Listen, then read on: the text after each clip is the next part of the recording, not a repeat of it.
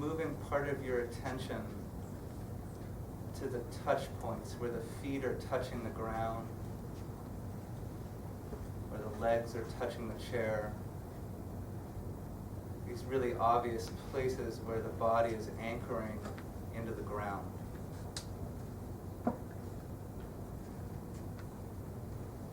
as you anchor some of your attention to the lower body, I want you to have this sense of releasing everything in the skeleton, the tissues, this sense that you're re-surrendering to the field of gravity, that there's a heaviness in the skeleton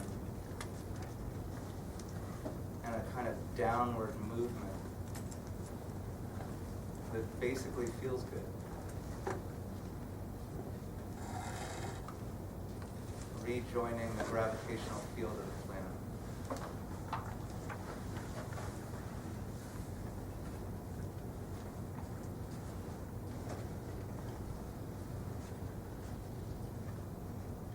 Once you have that grounding sense, just that sense of being back on earth, a little bit of heaviness, body sinking, body grounding, I want you to just find a second point of attention. I like to actually put it in the center of my head. So if you imagine your forehead and you kind of go back into the middle of your head with your attention, it's kind of like a lighthouse. You know, there's like a light bulb in the center of the lighthouse that's looking out. Another teacher of mine calls it the cockpit. You'll find a place where you can rest attention in the center of your head. And there'll just be this immediate sense of neutral, of the physiology becoming more neutral.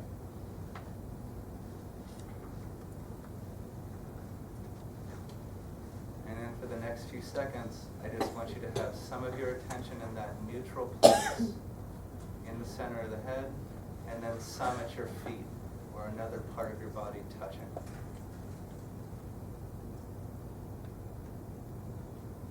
Just this sense that the attention's kind of split between those 2 points.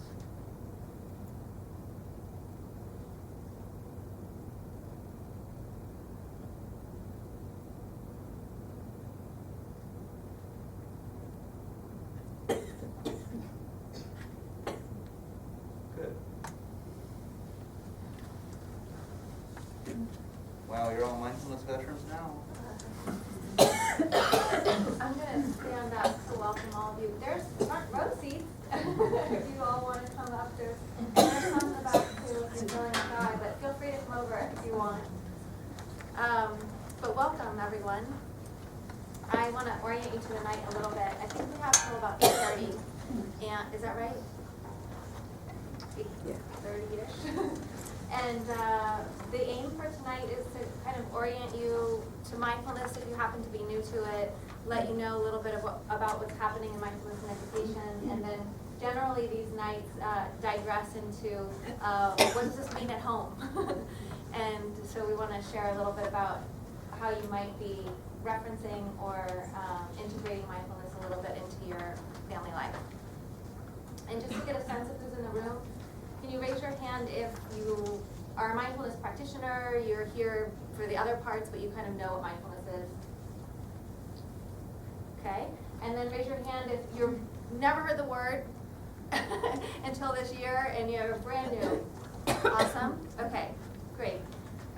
So we're speaking to those of you that are brand new as well. So those of you that are familiar and experienced, and just think of this as beginner time and refresher. But mindfulness is essentially, simply put, bringing awareness to our experience in a very mundane and simplistic way, really. It's just beginning to put attention on the variety of experiences that we have.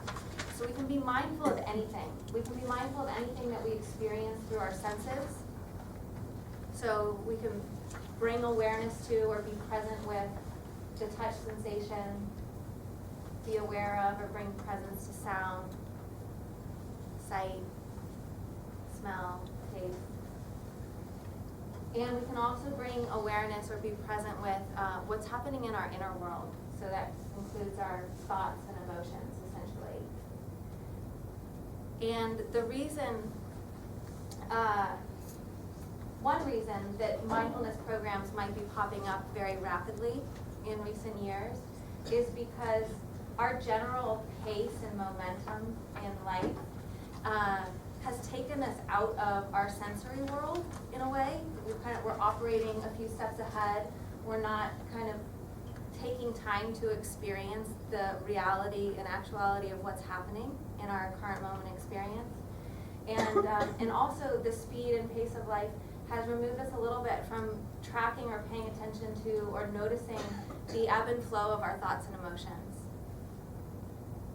And I think particularly with technology and the speed of life these days, there's something that we can all kind of identify as like either a sense of disconnect or relatively ungroundedness, or like we're always a few steps ahead. And a lot of these programs are aiming to reconnect us to the simplicity of being in our body, noticing the relationship between what's happening in our body, the environment, and then our inner world of thoughts and emotions. So if you are brand new to mindfulness, then after tonight, you'll start noticing that it's popping up in the news all over the place. And if you've been around it for a little while, you know that mindfulness has had this really rapid growth in society, in medicine, psychology, the corporate world, for a lot of different reasons. And in the last 10 years, mindfulness in education has become kind of the growing movement, and in some ways the growing trend. And what we're looking for in these programs is giving students and educators and parents and administrators the tools to reconnect and find the pause in their day and in between experiences so that life can integrate and digest instead of continue running kind of at full speed ahead. And just in terms of what that looks like in concrete benefits, because we have a lot of research on mindfulness in adults, we know that mindfulness is affecting a wide range of ailments, both physical and mental. But with kids, we're looking for things that are relevant within the academic setting or the educational setting. But we're looking at it on both ends of what we're trying to teach young people. So kids are coming to school obviously for academics, but they're also coming to school to learn how to be contributing members of society in a heartfelt, successful, happy way. And so you might notice in education there's also a big emphasis these days, and particularly in progressive schools, but also in public education, on social emotional learning skills. So mindfulness fits under the umbrella of educating the social and emotional side of kids, and also educating kids on the academic side, so that both of those elements of learning are being fulfilled and that we're not sacrificing one for the other. So how many of you have kids in a mindfulness program in the school? If your kids are at McLean, they're yeah. Can I get a couple of people to share with me? You gave up your Tuesday evening, maybe willingly, I'm not sure, but to share with us what brought you here tonight. You know, what was inspiring or what motivated you to give up your evening? Yeah. My daughter. Your daughter. And what about her? Because she does it sometimes in the evening, and it's not on my side. It's suddenly something, even they started that without that I knew they were doing it. That is weeks ago. Yeah. But it's nice. It's just beautiful. She's coming down. She's calm. She's trying to remember what she learned, and she has little siblings. I mean, they're a little bit giggling. But it's lovely, and she tries to stay concentrated. It's hard for her age, but I was surprised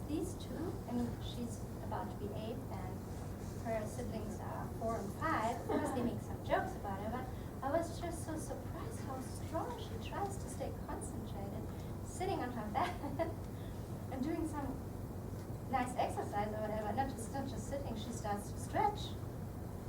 And I was just like, wow, what is that? And so that is why I mentioned it. So a little bit of inspiration from your daughter and curiosity Exactly. maybe to just find out what's this all about. Exactly, yeah. Great. Anybody else share what brought you here tonight? Made you willing to give your Tuesday?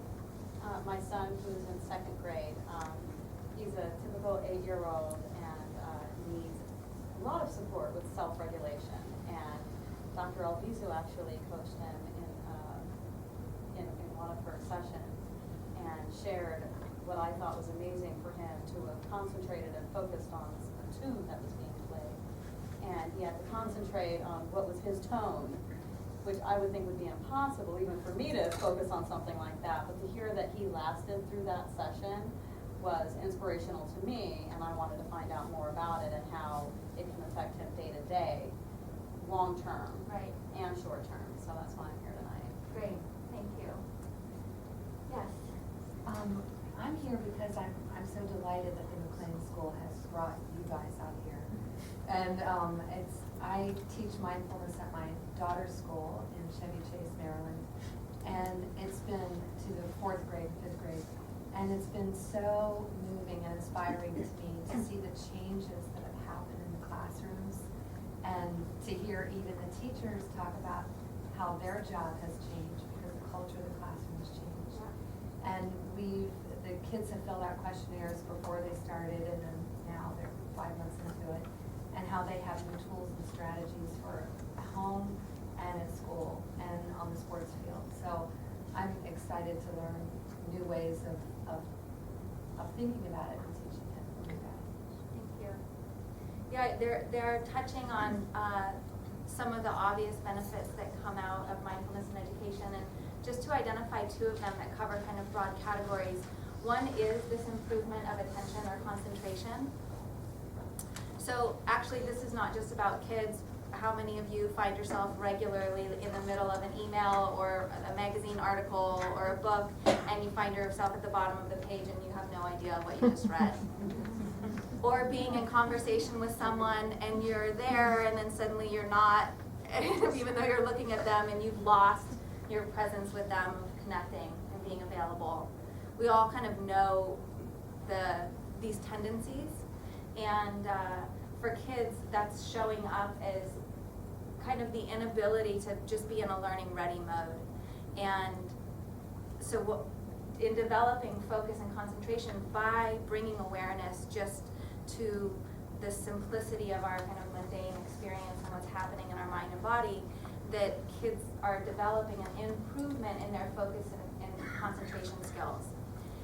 And just so you know, this is not meant, we're not developing or improving of attention and focus so that you can suddenly have kids that are perfect at school for 6 hours a day and then perfectly focused on their homework for 3 hours at night and then perfectly focused on their instrument.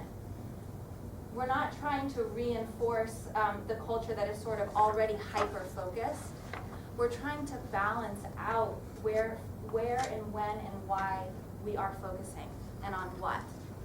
So what you're developing in mindfulness is actually, it's an empowering capacity to notice where our attention is at any given moment and making the decision of whether we're gonna let it be there, keep it there, or bring it back to something else that either is more deserving of our attention or where we actually want our attention. And then the other kind of major skill that's being developed is one of impulse control or emotional regulation. So again, this is not about them. How many of you, even in the last day or week, have said something that you immediately wish you could take back?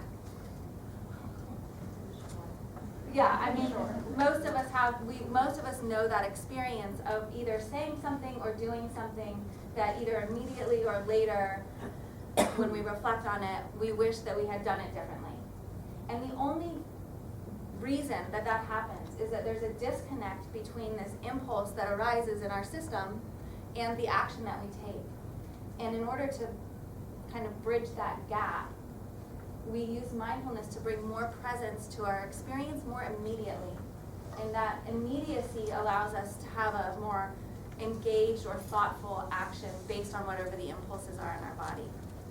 So if you can picture some kids that are, you know, either still developing, so they're first graders and it's quite normal that they can't quite keep still, but they also maybe aren't able to track the impulses that are causing them to move. Or an older student that is maybe overwhelmed by emotions easily and gets hyperactive about them, then mindfulness is giving them a way to check back in with what the physiology is telling them before they're acting or speaking. So those are some ways to think about how this is impacting them. And generally, the reason I asked how many of you have kids in a program here at another school, is because generally parents are coming to these evenings going, yeah, I get this, you know, I like it, it sounds good, and what can I do at home to make my kids more mindful? And our answer is always, if you really want your kids to be mindful, or you really want a mindful home, then it definitely starts with you. And that these techniques or these tools are really not meant to attempt to fix or change things. Even though there are benefits, and there are benefits that make you feel better because your kid is not as hyperactive or they're able to manage their emotions differently, even though the benefits that you might see feel good to everybody, it's not the purpose of mindfulness. The purpose of mindfulness is to learn to recognize and navigate and experience the entirety of our life more clearly. And so that means if you want your kids to develop a greater capacity for emotional recognition, then they're going to be referencing how you're handling your own emotional world. And is that a good transition to you? Sure. Yeah. That's good. In the spirit of just kind of continuing to drop in exercises, I'm going to keep talking, but you know, like Megan said, we always lead this when we teach kids, but it's so strange in this culture, in education culture, in business culture, what a premium we put on the ability to pay attention and how little real estate is given to actually teaching it. So that's another way to look at these programs, is that the art and science of being able to deeply relax and stabilize your physiology and kind of mental and psychological capacities is really, it's a lifelong art. There's components of it that are in every single contemplative tradition on the planet. It's all throughout mental health. And, you know, we could think of it as, if the whole culture is screaming at each other that nobody can pay attention and listen and focus, but you know, we're not actually giving method in that department, something's off balance, right? Everyone kind of agree with that? It's like, we can't get hysterical about something and then not develop method. So what I see as kind of our curriculum, other curriculum in this realm, is just the idea that a little bit goes a long way. You can do these short moments of awareness repeated many times throughout the school day and not interrupt, you know, academic curriculum in a huge way. It's not like these programs are asking for 3 hours of the school day. It's just these little chinks, you know, it's this kind of, these exercises that modulate attention, that improve attention and relaxation. So, just a simple one, when you're listening to me, who spends more than 2 hours a day in front of a computer in the room? Right. So, cell phone calls, lots of email, lots of browsing, memos, law, business, finance, whatever you're doing. Who notices that, you know, they get out at the end of the day and there's a kind of strain pattern that's in their face, you know, particularly around the eyes. So, one of the consequences of particularly the last 10 or 15 years in workplaces is that there's a kind of the chronic low-grade anxiety that is kind of the new set point for this culture has kind of made its way into our physiology. And how that shows up for a lot of people is that there's a kind of chronic grip in the face. Like you're listening to me and staring at me, but there's just this kind of a going out and doing the seeing. So, you know, or going out and grabbing the objects in the sense field, because there's just this kind of, it's a kind of contraction in there that comes from having not modulated attention and focused for so many hours on one thing that's electronic. So when you're listening and when you remember this throughout the day, practice completely unhooking the muscles of the face. And just this idea, you can use even just a light visualization, but just this sense that something is draining out. You can even like imagine a baby. You know, baby's cheeks, it's just this like, there's nothing here. It's just completely soft tissue.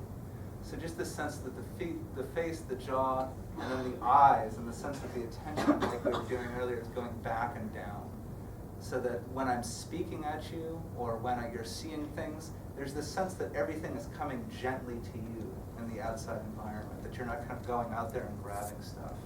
When you're back here, you're listening, and your attention is very open and oriented, but there's a sense of deep relaxation and sinking and unhooking of the face. So just kind of play with that, you know, when you're listening and you're in a meeting particularly. How many of you do more than 20 minutes of meetings a day at work? Right? So this is great mindfulness time. Just sitting there listening to someone else give a PowerPoint. Relax. Really consciously relax the breathing and the body and the face and the physiology, while letting the attention kind of stabilize and anchor some, you know, breathing, inner body, and just kind of listen from that place. You will save an enormous amount of attention and energy for tasks later. And that'll kind of be what I'm going to go into now. Is like we're going to do 2 points in this segment. The first is just kind of mammals and energy conservation. Both of these points or vignettes are kind of geared toward parenting and just how we work as kind of tribes and mammals and families. Who watched the Nature Channel when they were a kid? Like, you know, those like shows of like the cheetah chasing the impala. Remember that PBS? Like the old like 1970s voice, like narrating like there's the cheetah in the bushes. Yeah. That kind of stuff. No, Right, no, like the Mahler, like the string quartet in the background, you're watching the cheetah. So, my joke about that is that because we're humans, when we edited the Nature Channel footage, like we basically packed in all the action shots, right? So like the 15 minutes a day that animals are actually do something, that's like when the guy's like, oh, turn it on, you know?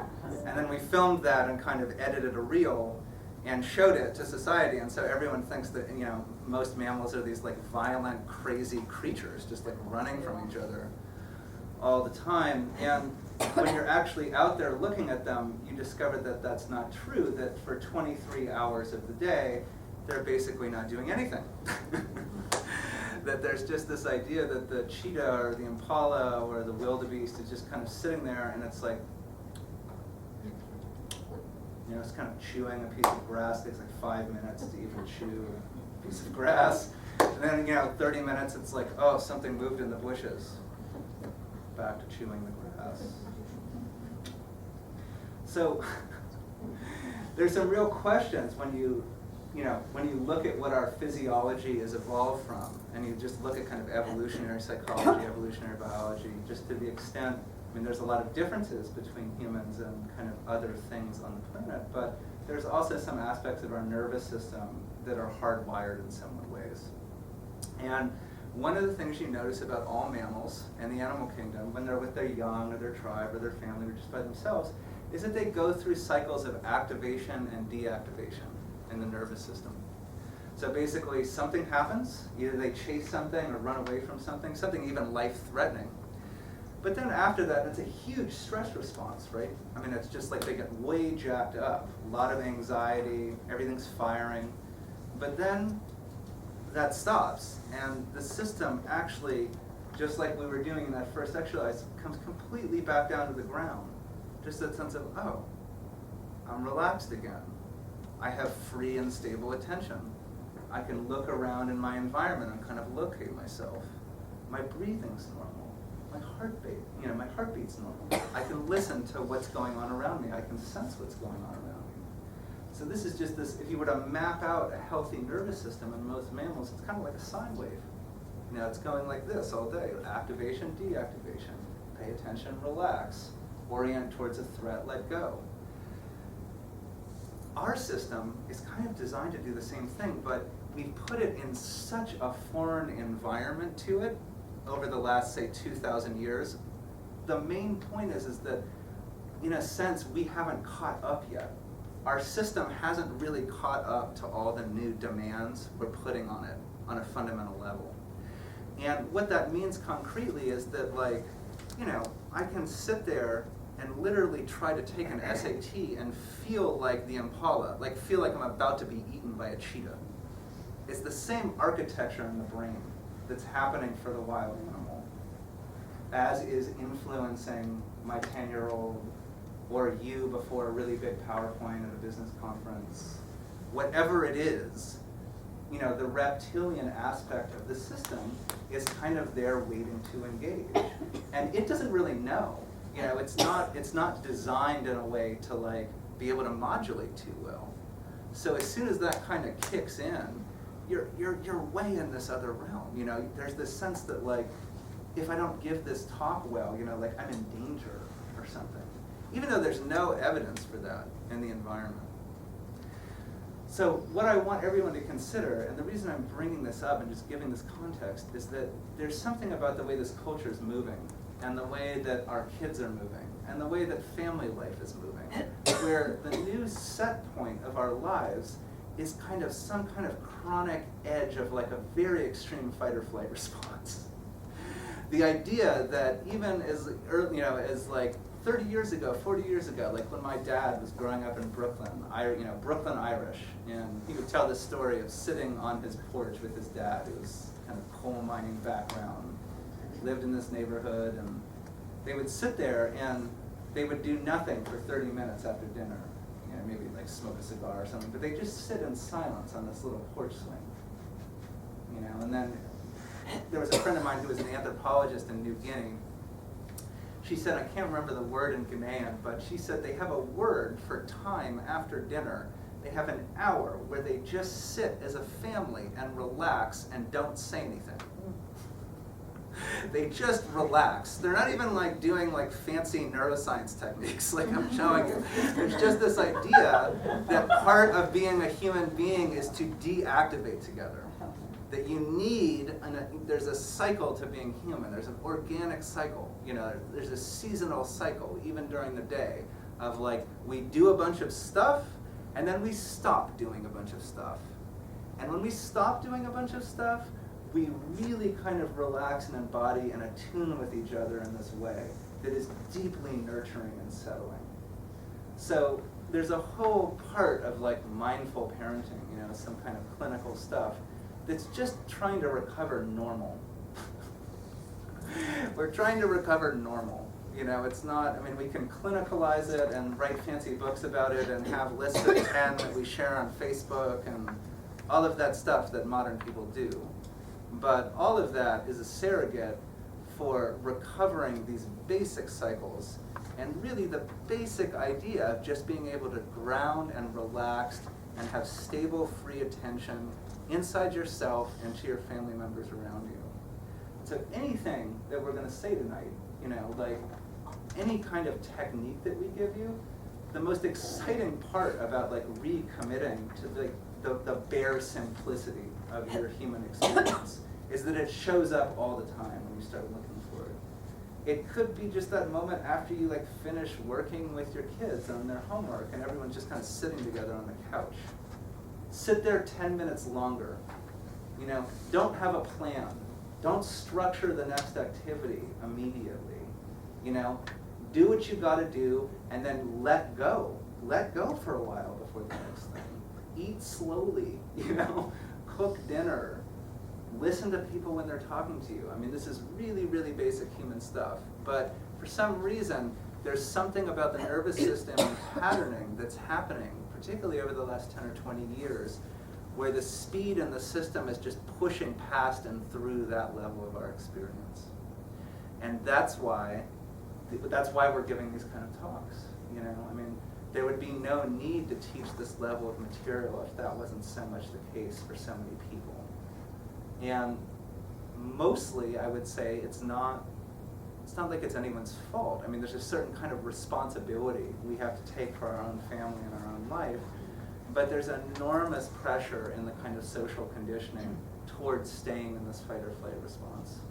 I mean, it's like 3 cups of coffee later. I mean, who's used to live, when's the last time anyone in this room got 9 hours of sleep?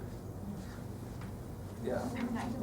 Yeah, I mean, it's long time, So, there's just so many of my instructions to families is just like, I want the basic physiological rhythms of being human to be recovered, and there's a kind of way that working with the attention helps us notice when we're out of whack. That's one of the first things that mindfulness does in your kind of life and in the family life, is that, if you're in just a stimulus response loop, that just keeps vortexing. So if you haven't developed the habit of kind of pulling back into awareness, into that kind of metacognitive part of the brain, and just be like, what's happening here? Just taking that short moment of awareness. What choice am I making right now? I'm tired right now. I don't want to keep doing this. I've been on the internet for 3 hours. My eyes are exhausted. Stop. Or like, I'm smartphoning and my kid's talking to me. Stop. Which one am I going to do right now? And that'll be kind of, I think, the thing I want to close with is that there's a huge unconscious belief in this culture that stress is productive. And we transmit it effortlessly to our kids all the time. That like, yeah, you can do a little relaxation, but basically like stress is the juice. And so first I just want to kind of define stress because it's so like misdefined. There is a positive stress, Positive stress in the life of a kid is when their internal resources are kind of at the edge of the problem or the situation you're giving them. That's known as a challenge. That's that sense of, I basically, I have some mastery, I have some I have the ability to do, and then the thing you're giving me is just around that edge of where my resources are. If it gets too far past those resources, the kid goes into overload. If it's way too over here, it goes into boredom. So I'm not saying that like stress isn't a part of growth. It's built into human life. And there is this challenging spot where I'm aroused, I'm focused, I've got a problem I really want to solve. This is great. But mostly I think our belief structure takes it further than that. I think that in workplaces and in the culture in general, there's just this unconscious reward given to looking like a stressed out, contracted mess.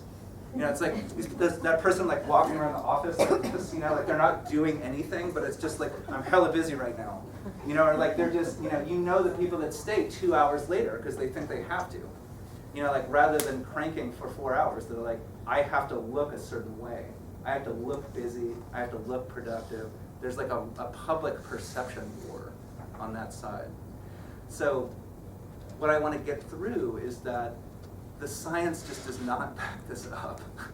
The science at this point, there was a study that a bunch of, actually a friend of mine and a bunch of other researchers did at Stanford. They were looking at multitaskers, and they had a bunch of CEOs in Silicon Valley picked out. And they started the study because they were so sure that if they studied this people, they were going to like unlock some new capacity in the brain that they could then publish and kind of teach to the other human beings out there who didn't or hadn't grown this capacity yet. So they followed these people that were self-avowed multitaskers, 1 million things, like 5 screens, 3 cell phones. They're like, man, this is gonna, these guys are gonna crank, So they followed them. They wired up video cameras everywhere, cars, houses, offices. 3 years, 24 hours a day of data. Coded the whole thing. What do you think they found? These are the least productive people they'd ever studied. Bottom 10th percentile. I mean, like, your 10-year-old could do more work in a day than some of these people. They're a mess. And they're a mess for the reason that we're talking about today. The chronic stress response, that kind of fight or flight, gotta do this, know that, know this, know that, know this, know that, just got so chronic and habitual that it couldn't even be seen in the system anymore. There was no ability to stop. There was no ability to center. There was no ability to feel the body. There was no ability to make choices about where attention went. There was just whatever the next thing is. It's a kind of mental slavery. And so, if you get nothing else out of this night, I really want you to put a stake down on that. In your own life, family life, it's just like this kind of more stuff it's not gonna help anyone's productivity, and it's not gonna help anyone's results, either educationally or in the workplace. And we have to kind of dig ourselves out of that because the signaling is so strong culturally. Does that make sense? But, I mean, how? I mean, I'm just thinking, you know, my husband who's constantly working, and, I mean, how do you, I mean, it's one thing to say you're at home and you're gonna relax, but in the work setting, I don't know how you make that happen. I work really hard.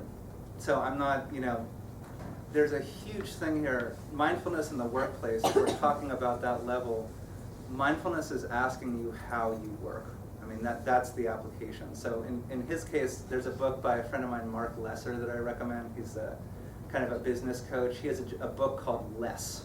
That's the title, just Less. And the basic idea is that we have finite attentional resources, okay? That's what I'm trying to get at with the cheetah and the impala. You know, like, mammals were not meant to be on 24 hours a day. Nobody can do that. That is BS. That's a myth. That's one of the reasons that everyone's getting diagnosed with stuff, is because we're not modulating attention. Attention's meant to do something and then take a break and just kind of orient, relax, deactivate, do something else. You know, the units it operates in, it's like 30 or 45 minutes. You got this kind of focused, and then, you know, do something else. Do some breathing, take a walk outside, whatever. But you can't just pay attention for like 12 hours a day, 20 years at a time, and not have consequences to your, you know, bioenergy reserves. So I think that the less, or like the instruction in that side of things, is be conscious of how we deploy energy. And on a task management level, that means I only have so much energy in the day. What are the 4 things that I absolutely have to get done? And so it becomes a kind of call to like really being vigilant around what our productivity is about, how we align our kind of resources to what actually needs to be done. And there's tons of resources out there. It's a little bit beyond the scope of this talk, but No, I know, I'm sorry. you know all of that. Can I add something? Please. I just want to acknowledge that, well, what we're trying to point out in this evening is that part of what we're asking you to inquire into, if you haven't already, is what we're valuing in terms of our priorities. That, I don't know if any of you heard, Ariana Huffington gave a talk recently where she proposed a 3rd metric. And in terms of how we're evaluating what leads to happiness and how are we cultivating happiness. And there's this tendency in our culture to think that success and money and power are ultimate success, or what we're reaching for happiness. So one of the things that we're sort of putting into the room is this invitation to inquire into the truth of that, and whether there's other things to cultivate and develop that lead to happiness. So that's one shift in the kind of overall tendency of our culture in terms of what we're focused on. So that's one thing I want to acknowledge. And then the other thing that's important to know for ourselves is what our level of interest actually is in the other. You know, some of us are very motivated by success and ambition and power and money, and you can't just like ask someone not to be. That's actually a valid interest if they've inquired into if that's satisfying. And then some of us either feel unsatisfied with that, or we have a natural inclination or desire to find out what's going on in here. And there might be a sense, lesser or greater, to a lesser or greater extent, of how what's going on in here really is the determining factor about how we're feeling about ourselves in our life. And one of the things that's hard as we start to inquire into those things is that if our life has been one of a very fast pace, or a very strong striving for ambition, or success or money or whatever it is, or even if our life is relatively simple, but we are on our phone regularly and on email and on Facebook, and we're in the car and we're in traffic and we're going from the moment we get up in the morning to the moment we go to sleep, even if that's kind of what our pace is, there's something that happens physiologically where we get used to that. And then when we ask ourselves to stop because we kind of know it would be good for us, it's very uncomfortable.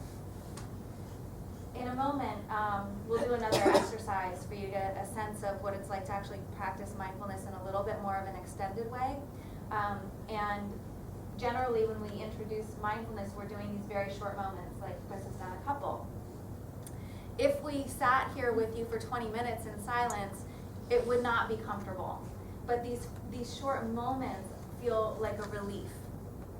And so people kind of get this sense of, oh yes, that does feel good, and if I did that more often, it would expand in my life and I would feel better. But then if you stay for 10 minutes or 15 minutes, the kind of either some of the anxieties that we're holding or the physical discomforts that we're holding, those start to come to the surface, and we kind of pop out on it. That's enough of that. And then it's hard to convince ourselves to go back in and do that. And so I just want to acknowledge that what we're pointing at here is sometimes a very big shift from our current reality to kind of what we're highlighting as the potential in terms of more ease, more peace, more maybe more clear thinking, more connection with our relatives or with our colleagues. And if this is new to you on any level, that holding tonight is more of an inquiry about how you're approaching life in terms of what your priorities are and what you're orienting to. So I think it's actually a good time to check back in and do a little mindful practice. We could talk about it for hours and you would still be wondering what we were talking about. So I want to do something that's a little bit longer than we've done tonight yet, and it will also mimic some of the things that students are learning in mindfulness programs that are happening either in the classrooms here or at other schools, so that you get a sense of how we're introducing this to kids. So the first thing is to just be comfortable, but in a way that you're not overly slouching or relaxing that would maybe induce sleepiness or inattentiveness. So just bringing some alertness to your body, but in a way that you also just feel comfortable and relaxed. And then maybe a deep breath, because we rarely do that. Letting that out. And another deep breath. And just deep into your toes and belly as you can.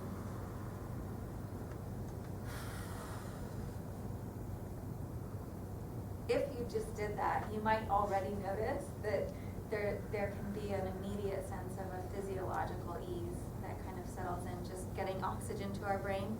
There really is science behind it all. And if you feel willing, maybe letting your eyes close.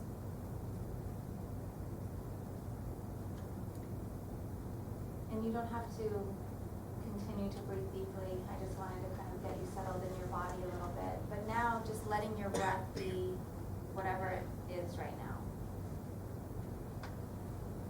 So it might feel kind of confined to your chest. It might feel kind of rapid.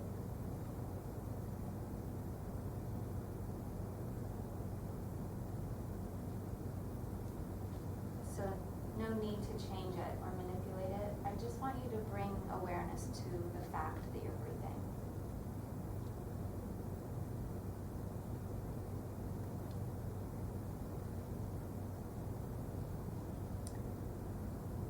It's really this natural, ongoing rhythm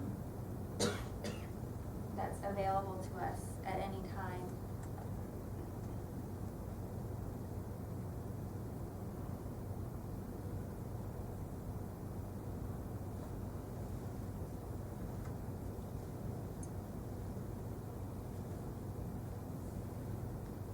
And then in noticing that there's an inhale and an exhale, just kind of the inclination or the intention to connect with an inhale and connect with an exhale.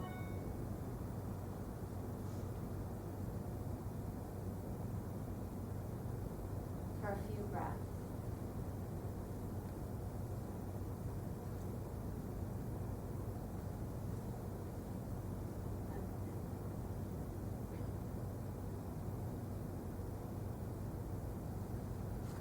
You might notice that if you're really connecting with the inhale, and then you're really connecting with the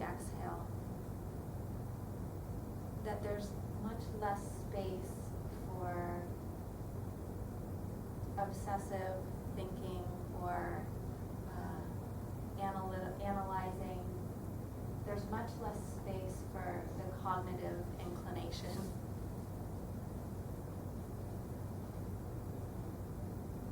So for a few more breaths, just letting the rhythm of that inhale and exhale bring you into a space of more relaxation.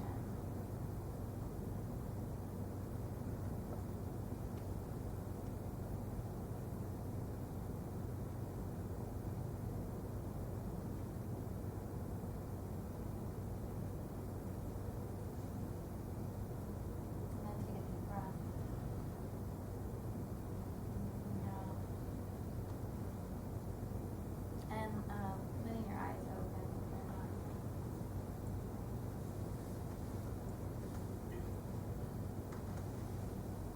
So in a way,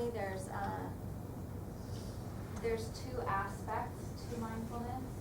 One is kind of collecting ourselves or collecting our mind from that kind of scattered, frenetic, fragmented place, just collecting. And using breathing as a way to collect is one way to do that. And the other aspect of mindfulness is the awareness piece of tracking what the experience of breathing is. So just kind of noticing that when you breathe in, there's this general movement expanding, and when you breathe out, there's this general movement of contracting or relaxing. And so the breath actually serves both those purposes. And mindful breathing is the first thing that we generally introduce to kids, and mindful listening. But mindfulness can be applied to anything. We can experience anything mindfully, meaning we can experience anything with presence. We can meet any of our experience with more awareness of knowing that we're experiencing. So I'm just curious, I like to check in when we kind of do little things, but if anybody's willing to share what that little piece was like, mindful breathing. I Yes. have a question. Sure. What is the difference between mindfulness and meditation? Yeah, great question. Can I come back to that in a second? Sure. Thanks. So yeah, I just want to check in if anybody's willing to share what the breathing was like. Yeah. It felt really relaxing, but I keep trying to focus on the breathing, Yeah. and I keep, some thoughts just keep coming and going, and I was thinking of some other things, and I Totally. was sort of angry at myself because I was supposed to be thinking of my breathing. Yeah. Yes.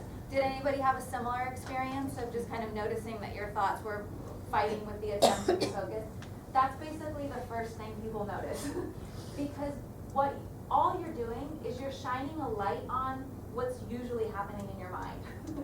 We are operating on just our kind of habitual automatic pilot, and we sit down and we close our eyes, and it's kind of, we're asking the question, what's going on in there? And then it just shows us, oh, I'm thinking about this, I'm making my to-do list, I'm planning what I'm gonna do after, I'm wondering what she's talking about.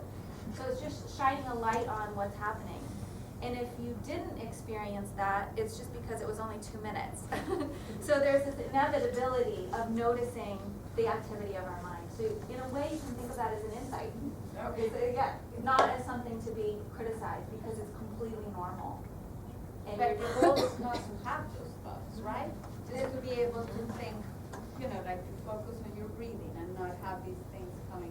This is why I always like to check in after these little short moments of introducing mindfulness, is because people automatically create these assumptions about how it's supposed to be. And one of them is, oh, being mindful means I don't have thoughts. I just go in there and I turn the switch off. As if we have some control over that, of that we can make that choice at any time just to sit down and turn the thinking switch off. Because if we had that power, we would all be doing it regularly, right? So I'd like to ask after these short moments so that I can assure you that although the instruction of being present with our breathing is simple, the activity of it can be challenging, or it reveals what's going on. So it's not meant to turn off our thoughts. Okay. It's meant to bring awareness to what is currently happening in our mind or our body. So in mindfulness, the beautiful thing about mindfulness is that there's nothing ever wrong.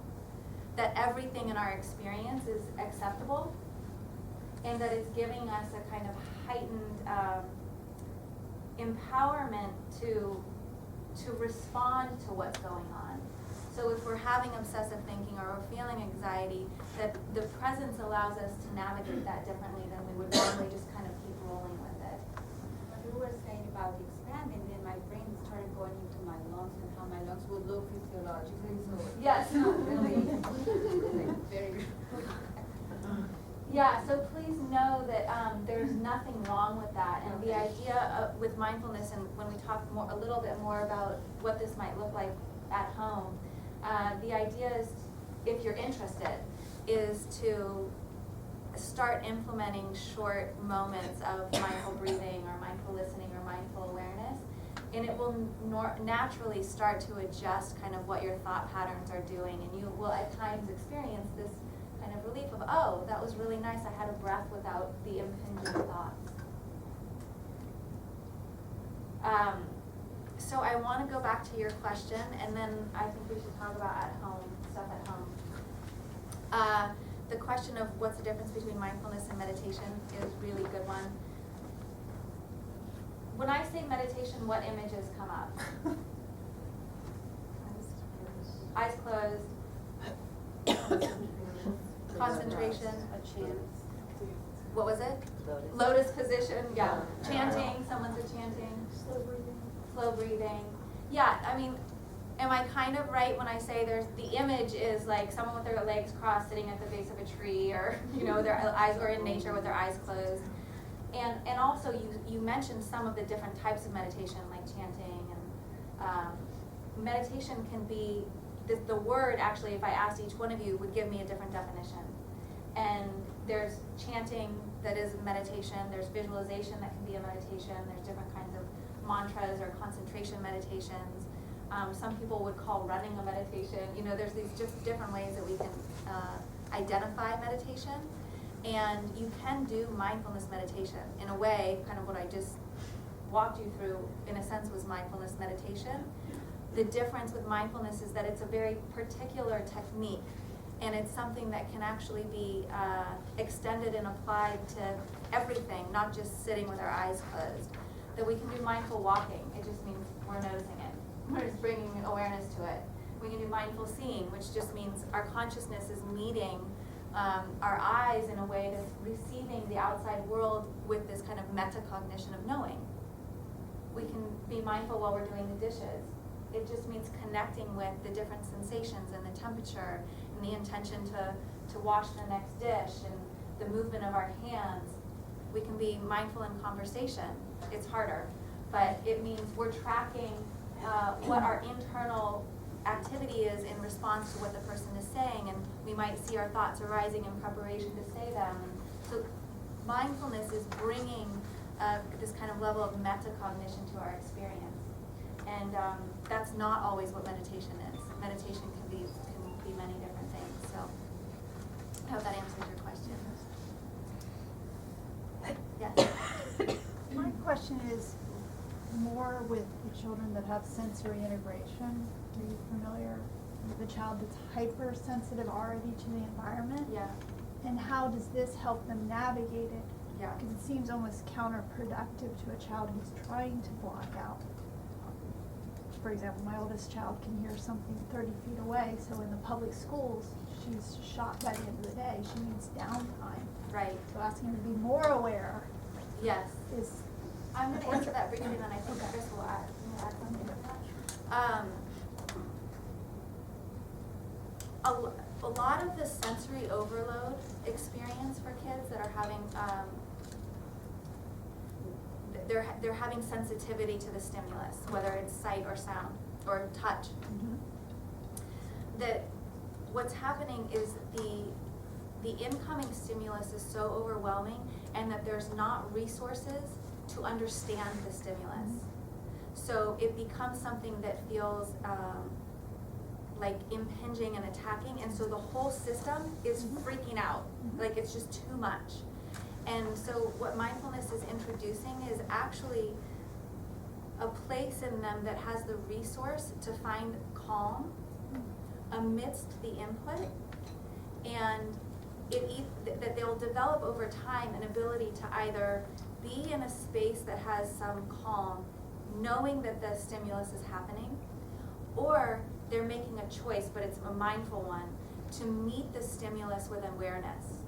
Because the current meeting is like stimulus, freak out, and so they're bouncing off, their system is tensing up, and then they don't know how to manage the tensing up, and then it's just it's like a ping pong machine or a pinball machine. It's just like bouncing off of the incoming stimulus, and then internal reaction, and then incoming stimulus, and it just becomes this kind of snowball effect. So mindfulness is establishing a foundation of grounding that becomes a resource to them. And without I can't go into a ton of detail because each individual is gonna have a different entry point, but I think Chris can give a little bit of like also the scientific background with it. Yeah, a lot of these, when you get into kind of sensory integration stuff and also other kinds of conditions, often for me, like I need to be able to see the kid and how they react to instructions. But in this case, even what I was talking about earlier, this kind of failure to deactivate, that's often also happening at a nervous system level. So the one thing to know about mindfulness is it's basically a nervous system technology. I mean, we talk about it as like mind, but the target is the nervous system. And if I'm working with a child who has a lot of sensitivity, particularly to sound, but also there are a lot of kids I've worked with that have a lot of visual sensitivity as well. You're often working with them just yourself first, so that when you're giving them the exercise, you are giving them an anchor that allows the nervous system to kind of regulate around. That is the goal. And even using sound as an anchor for people that are sensitive to sound, it can actually be surprisingly effective, because you're getting them, okay, just listen, but you're there giving them the instruction at the same time that they're feeling particularly their feet and their body on the ground. So there's like, I'll even use sandbags, something that's really weighting the body down. So there's just this sense that the body is just oriented to space. So they're coming back into the ventral vagal system, the orienting architecture. I'm in the room, you can even say it with them, you're sitting there, and just noticing, maybe sometimes putting colorful things behind you on the wall. So they're just orienting the sight, door, whiteboard, exit sign, bookshelf. And at the same time, they're just feeling safe in space. And you're using their voice just relaxing, grounding, letting the eyes kind of go wherever they want to. So there's just this attunement to the sense doors themselves, but from a grounded state in the system. And just practicing that in short moments over time, so that the system can become accustomed to taking in information without going into overwhelm. So that whenever you're doing this kind of stuff with the nervous system, it's always short moments, you're kind of titrating in and out of it. So it's very gentle. And particularly if the child is more sensitive, you just do it over time. But if, just these short micro practices over time will make a difference. Basically what's happening, so kids that have really high sensory stimulus input sensitivity, they are just an extreme version of the rest of us in a way. We're all experiencing stimulus all the time, and to some degree we're having a hard time with it. And so what's happening is when we have greater degrees of that, we haven't found the thing that connects, like we haven't dropped into connection, physical connection. So when we just did mindful breathing, especially if you were new, but even if you're not to mindfulness, did anybody have the experience of this kind of like, oh my God, that feels so good? Did anybody experience that? Okay, so why weren't we doing that the moment before? Like, if that's available to us and it's nice, why weren't we doing it before? It's because we're operating in response to the incoming stimulus, either the sight, sound, touch, or thought stimulus, our own internal stimulus. So one example that I have is a teenager that I was working with in a small group, and he had really severe ADHD, and you could just see it in his body. And I did something with him, and I do this a lot, so just as a specific technique, is I'll put my hands out and ask them to put their hands on my hands. that contact, we talked a little bit about the, Didn't do much on not much, touch. okay.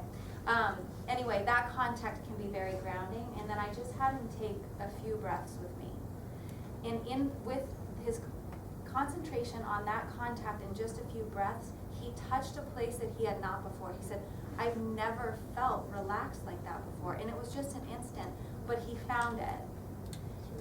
And so that's what you're going for, is the touching in on that experience that then can be repeated. Not extensively for many hours in a day, just like a very short moment reconnecting with that. When that's repeated several times a day, it will naturally start to expand on its own. So what you're looking for in an individual is what their entry point is. Is it sound, like Chris was saying? Is it touch? Is it breathing? Is it seeing?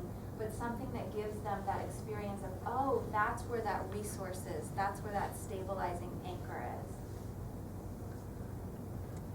Last thing on this, just particularly on the parenting side, it's harder in education, but with parents it's easier. You know, remembering that babies are not born with complete nervous systems, that young people are in a sense dependent on us, you know, all the way through that first year of life as infants. We actually form a part of their parasympathetic nervous system, meaning that babies aren't actually able to self-soothe.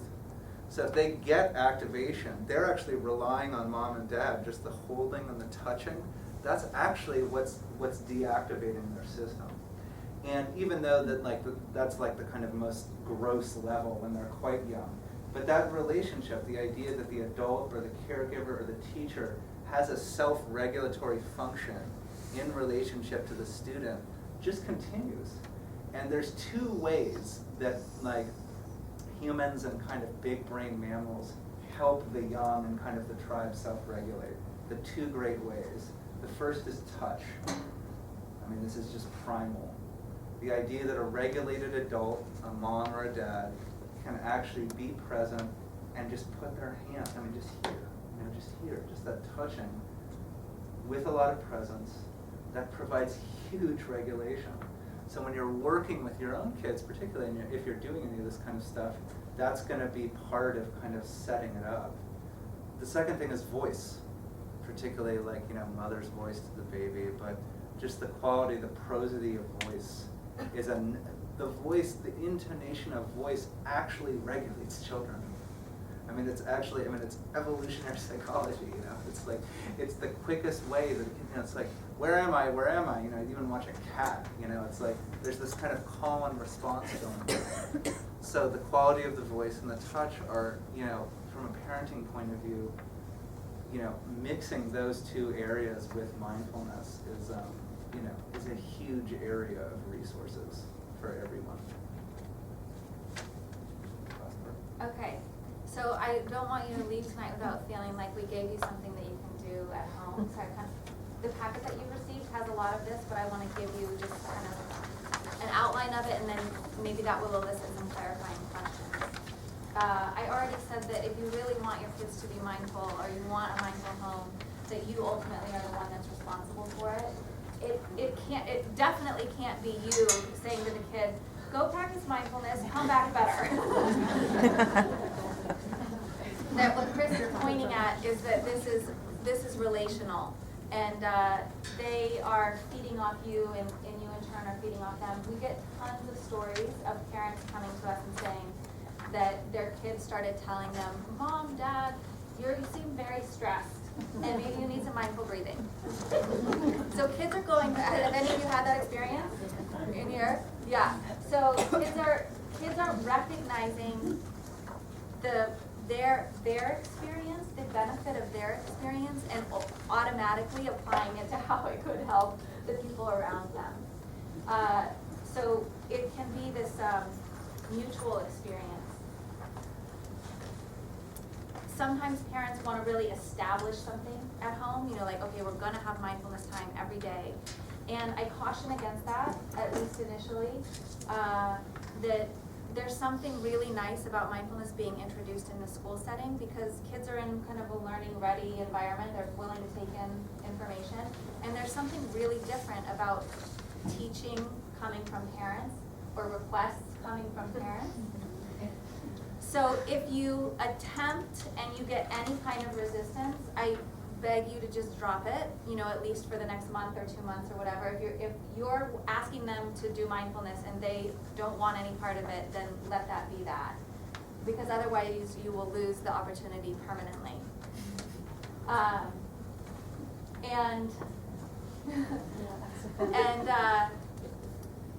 But then there are times when, for whatever reason, that the kids will be open to the parents offering something. One thing that's really nice, if your kids are learning this in school, is to reverse the role and ask them to teach you. How often does that happen, that we are actually requesting our kids to teach us something?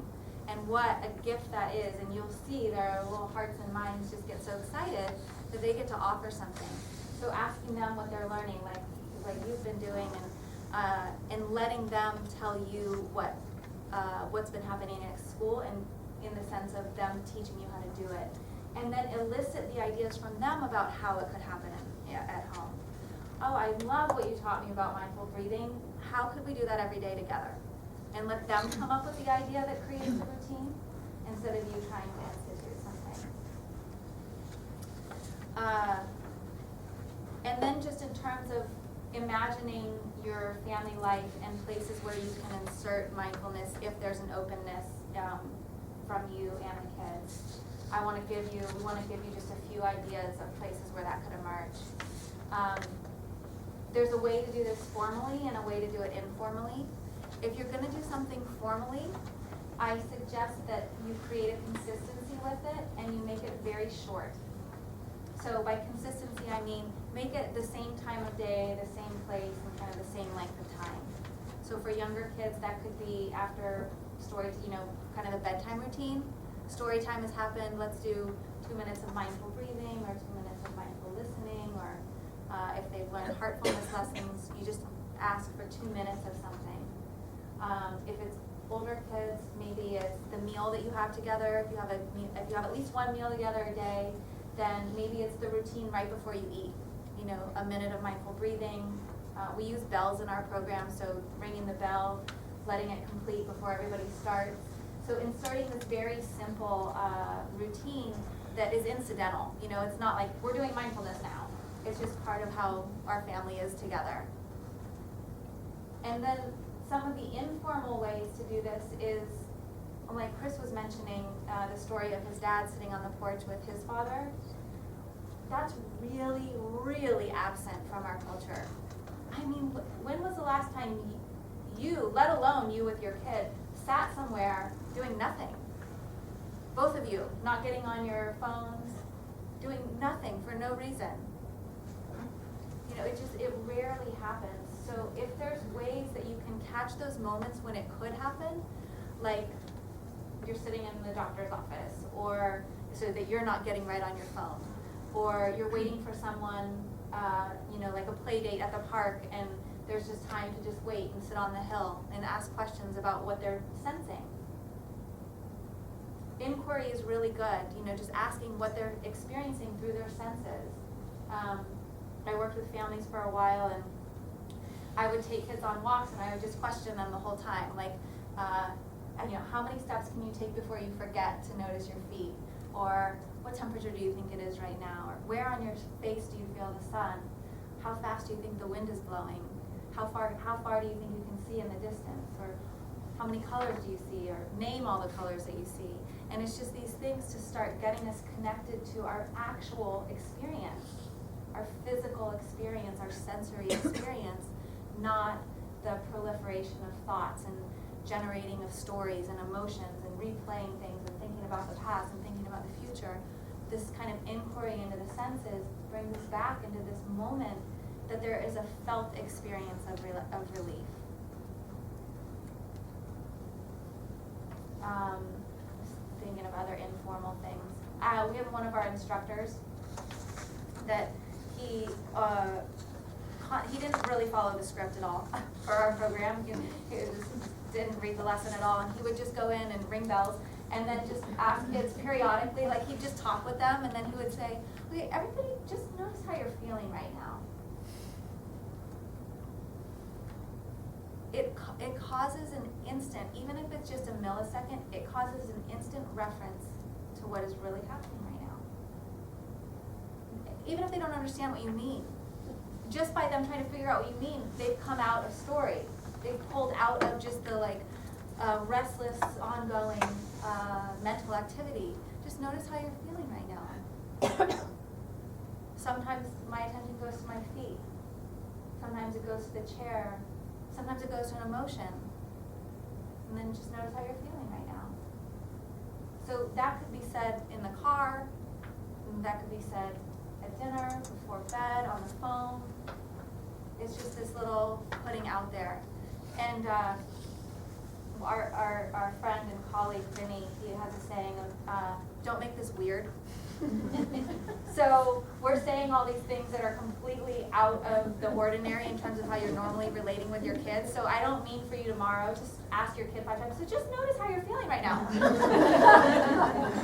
And think that that's gonna cause some shift.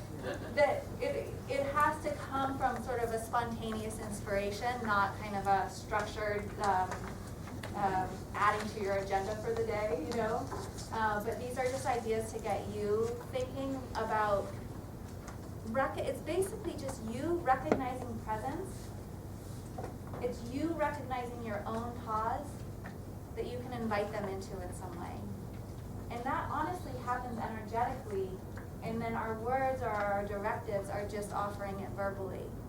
But it's really about you starting to get familiar with those places that you can offer. Do you want to add anything to that? No? Okay.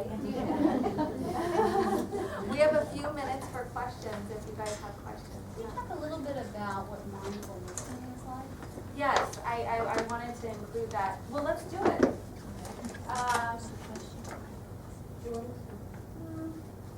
That's okay, we'll just do it. We use bells in our program, and they're these little kind of gold singing bowls.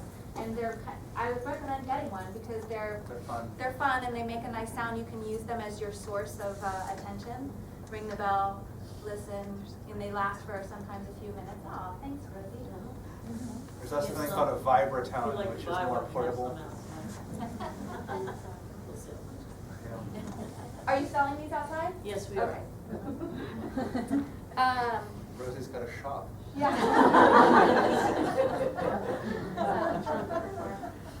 So this also is replicating what we have in our curriculum with the kids, so you get to experience some of what they experience. I'm going to ring the bell, and I'm going to ask you to listen to it, and then I'm going to go right into inviting you to listen to the sounds around us. Just notice the difference between giving your attention to the bell and giving your attention to the sounds around you, because some people, the bell is so easy. It just like brings you into this really, simple way of kind of letting go of everything else and listening, and that the sounds feel a little bit distracting. And that's just information. It's not that you've done anything wrong. I just want to kind of highlight that sometimes that's people's experience. So just another deep breath. Letting it out and letting your eyes close.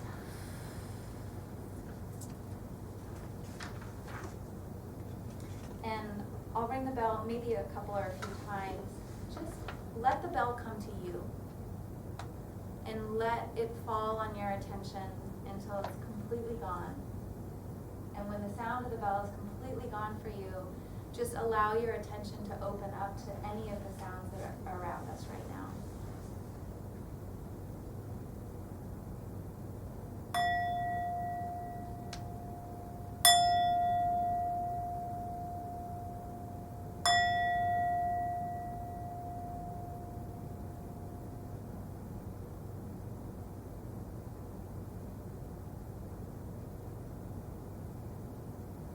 Listening to these sounds, again, you don't have to go out toward them.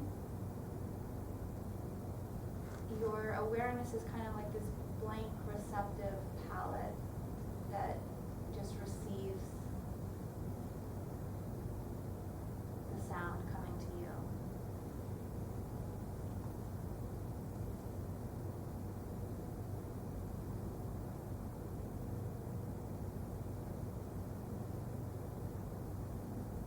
Just resting with sound.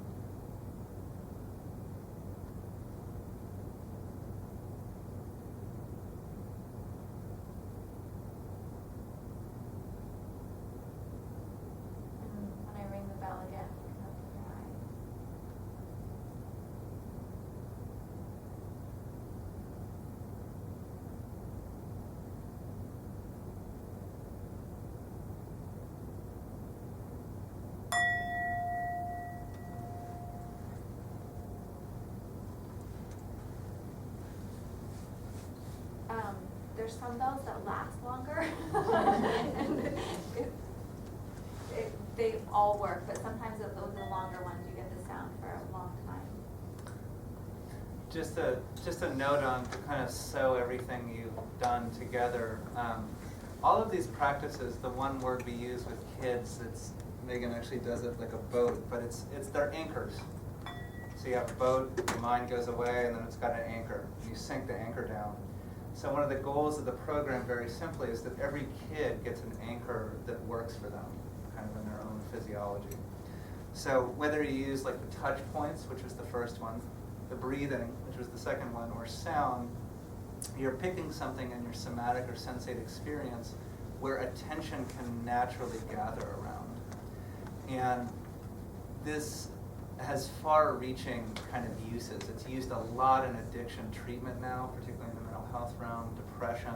This idea that when you're dealing with very strong impulses and the system's kind of going over threshold, going into overwhelm, stress response, that just these anchors that you've practiced when you're relatively calm, you've kind of grooved a pathway over time.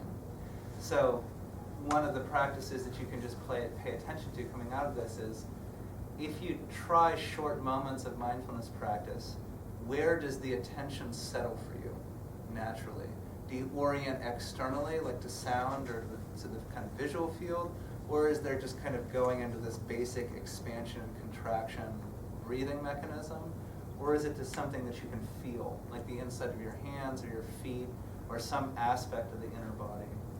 So all of those are preferences that you can kind of play with and see. And I want to just give one explanation around the purpose of mindful listening, or one of the things that it can cultivate. That when we do mindful listening, we're establishing this willingness to be present with sound, no matter what the sound is. But we might experience that there are sounds that we like and sounds that we don't like, but we still are going to just notice. And so what we're developing in mindful listening is this ability to be with experience, even if we don't like it, or if we do like it, or if it's pleasant or it's not pleasant. There's this willingness to just notice it. And that can translate into the other aspects of life, you know, the emotions that are hard to be with, the people that are hard to be with, the circumstances that are hard to be with. And that translation or that transition into being able to have a little bit more equanimity with the variety of our experiences happens actually very naturally, even if all we did was mindful listening. So there's this mechanism of mind that's getting trained even with these basic anchors that Chris is mentioning. Yeah. Question, what do you think about technology and apps for mindful meditation, especially for teenagers who are always connected to their iPhones, etc.? Yeah. I realize it's time to go, so we'll just answer this question and then we'll have a formal goodbye. I think, you know, there's a friend of mine at NYU that did a study on basically pregnant teenage moms who are in the probation system. And they taught mindfulness, they taught a bunch of what's called cognitive behavioral therapy, all this stuff to kind of get their mothering skills like up a little bit.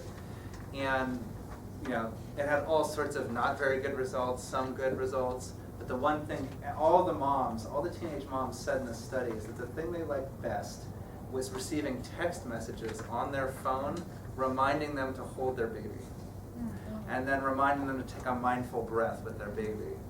And you know, so this idea that you can use technology in a way that basically encourages these short pauses and reminders, I think I'm for it.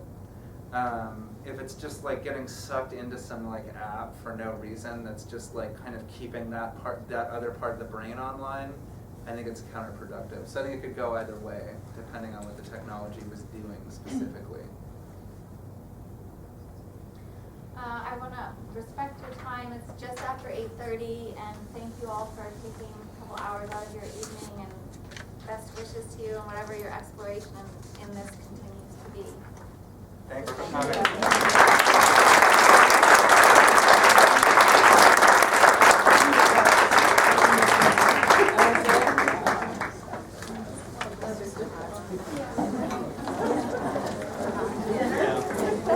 coming. so funny. When I came in, before I knew what was going on, I was trying to show you.